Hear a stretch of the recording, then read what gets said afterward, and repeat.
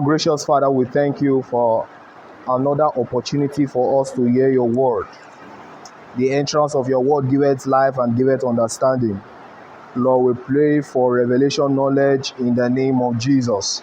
Lord, you help us, O Lord, to be hearers of your word and also the doers of your word in the name of Jesus. Thank you, gracious Father, for in Jesus' mighty and precious name we have prayed. Amen. Hallelujah.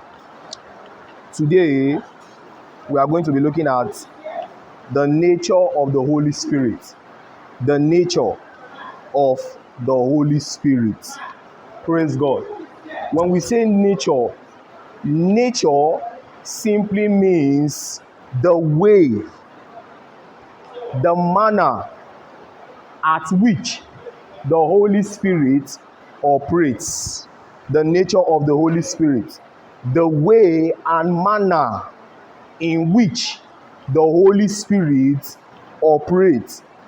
There is a way every individual lives.